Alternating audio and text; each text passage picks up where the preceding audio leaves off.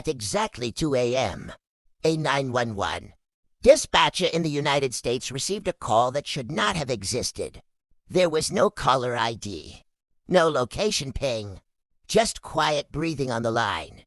The dispatcher followed protocol. 911, what's your emergency? For a few seconds, nothing. Then a woman whispered, "Someone is standing in my hallway." The dispatcher asked for her address.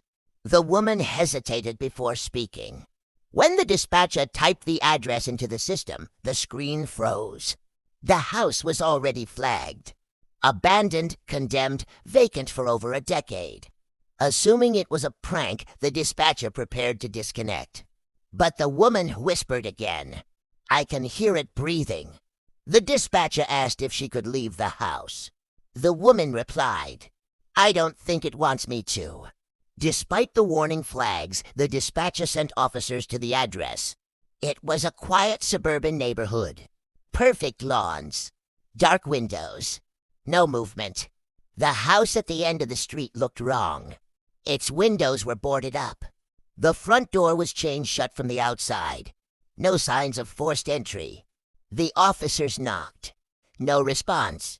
Inside the patrol car, the dispatcher stayed on the line. The woman whispered again. "They're here." The dispatcher asked, "Who's there?" After a long pause, the woman replied, "The people who never left." At that exact moment, the officers heard something inside the house. Footsteps. Slow. Heavy. Moving across the second floor. But the house had no power. No electricity. No registered residents. Backup was requested.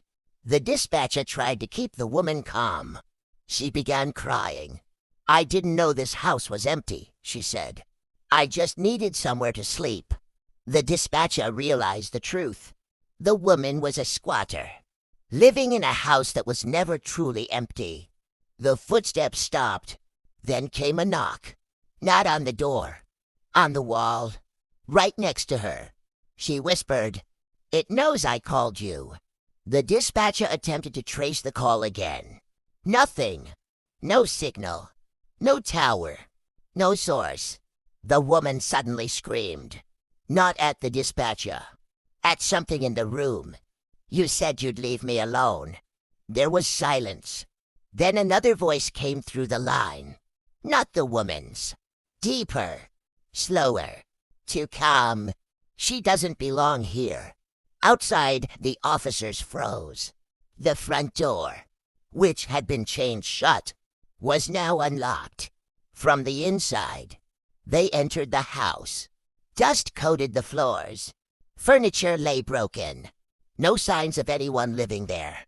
Upstairs, they found a phone on the floor. Screen lit. Call still connected. But the room was empty. No woman. No footprints. Nothing. Back at dispatch, one final sound came through the line. Breathing. Right next to the microphone. Then a whisper. "Thank you for bringing them." The call disconnected. The incident report was sealed.